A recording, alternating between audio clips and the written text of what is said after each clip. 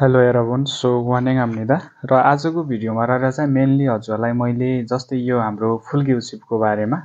जस्तै एउटा पु भनेको छ र अनि फु भन्ने एउटा फुल्गिउसिप रहेको छ। अब यसमा चाहिँ यसको यो उ हट्छ अनि उ हटिसकेपछि हजुरलाई चाहिँ यो यदि ओ छ भवेलको अथवा हाम्रो कन्सोनेन्ट इन्डिङ हैन भवेल इन्डिङमा चाहिँ जस्तै सपोज फाप्पुदा लेखेँ मैले तपाईलाई मैले यतिकै बुझाइहाल्छु। फाप्पुदा लेख्यो भने अब यसको यो उ हट्छ दा पनि हट्छ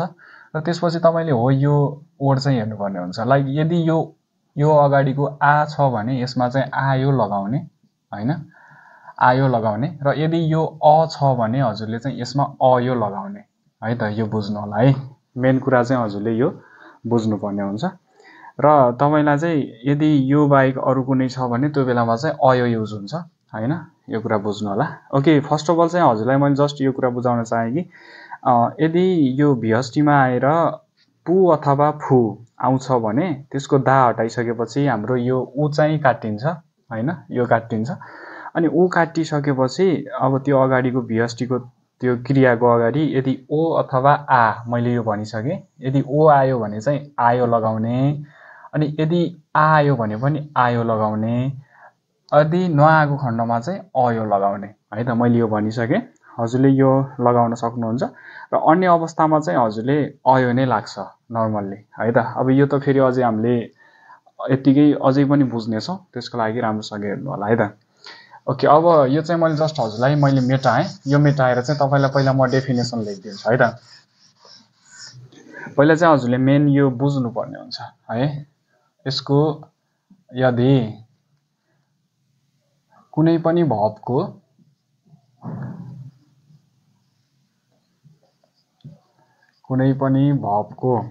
दा हटाइसकेपछि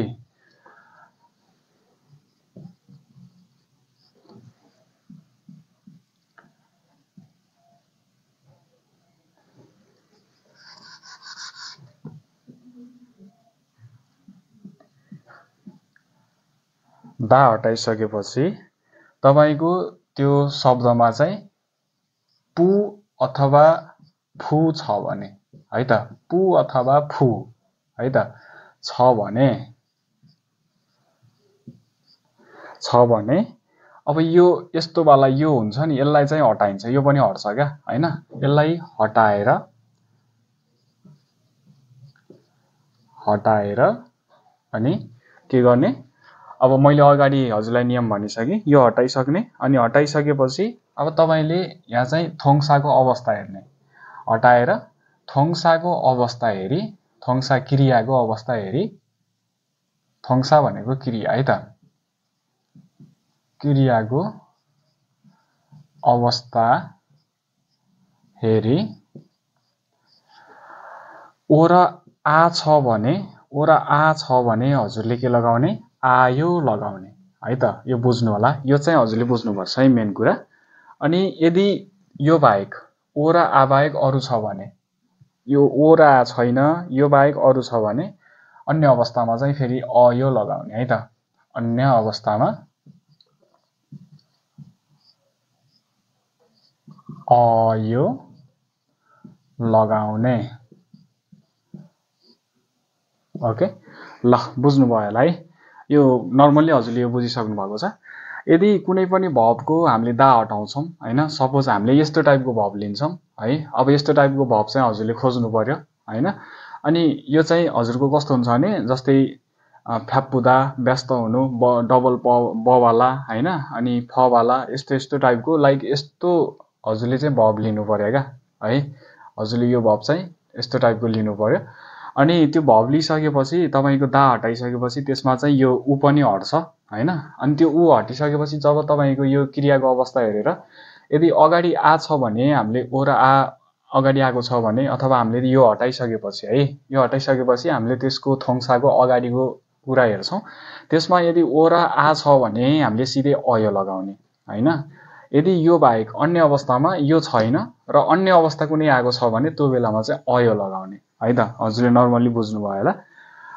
कुनै पनि भवको दा हटाइसकेपछि पु र फु छ भने यसको उ पनि हट्छ अनि उ हटाइसकेपछि अगाडिको थोङ्साको अवस्था हेर्ने त्यसमा चाहिँ ओ र आ छ भने हामीले सिधै आयो लगाउने यदि त्यो बाहेक अन्य अवस्था अब ओ र आ छैन भने अरू अवस्था छ भने सिधै हामीले त्यसलाई अयो लगाउने है त ल अब हजुरलाई मैले यहाँ केही भवहरू पनि देखाएर चाहिँ बुझाउँछु है त ओके मेनली अब जस्तै भव नाप्पुदा खराब हुनु है त अब यहाँ भने अनुसारको नियम लागू गरौँ है त यसमा पहिला चाहिँ हामीले भव स्ट्रिमको दा हटाउने हो भवको दा हटाइसकेपछि यो भव स्ट्रिम भयो अब हामीले यो जस्तै पु यहाँ पु देख्नु भएको छ पु भनिसकेपछि यो पनि हट्छ क्या हैन यो हट्छ मैले यहाँ भनिसकेको छु यो हटाएर अब थोङ्सा क्रियाको अवस्था हेरेर अब यसपछि हामीले यसको अवस्था हेर्ने हो के मेन अब यो पनि त हट्यो हैन अब यो भन्दा अगाडिको यो भवेल स्वरको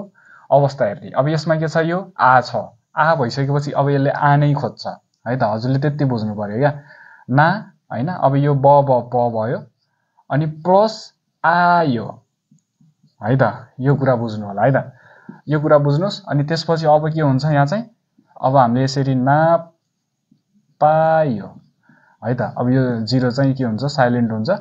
जान्छ अब यसरी चाहिँ उच्चारण हुने हो क्या जस्तै नाप्पुदा भनेको चाहिँ खराब हुनु हैन नाप्पुदा भनेको खराब हुनु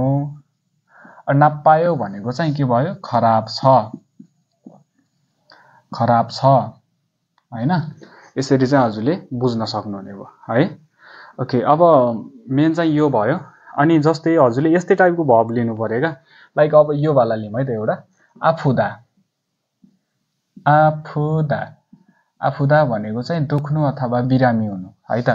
अब यो चाहिँ बुझिसक्नु होला मैले यो मेटाइदिएँ आफुदा भनेको चाहिँ बिरामी हुनु अब आ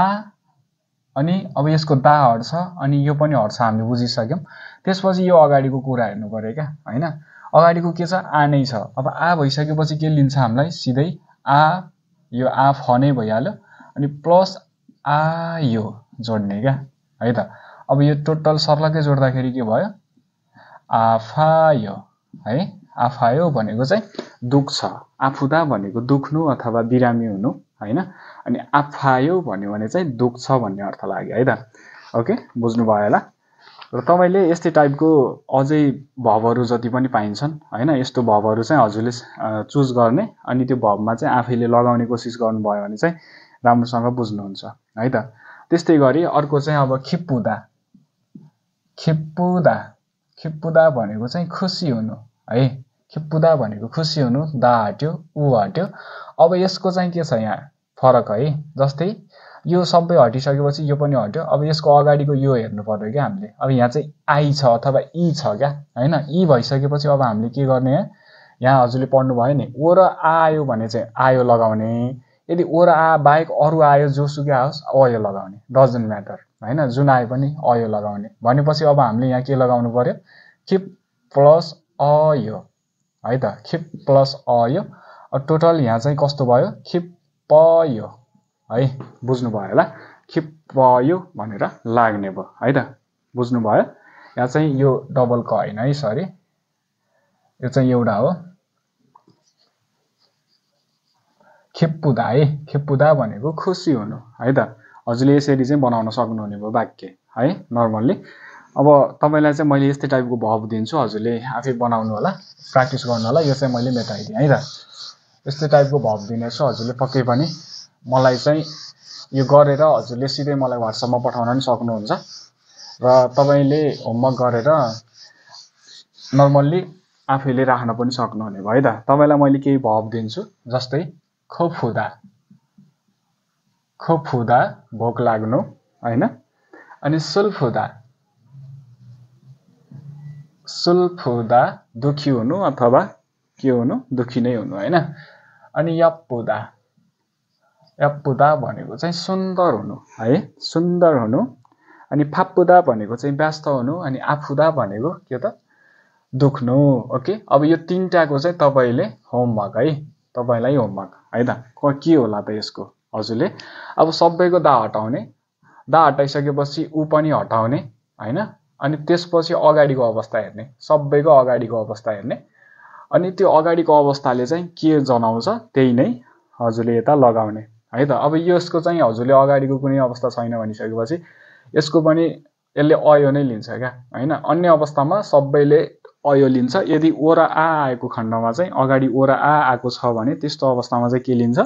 उसले चाहिँ आयो लिन्छ भन्ने बुझ्नु पर्यो है त। ओके, सो आजको भिडियोमा रहेर चाहिँ मेनली हजुरलाई मैले यो जस्तै यदि हामीले कुनै पनि भवको दा हटाइसकेपछि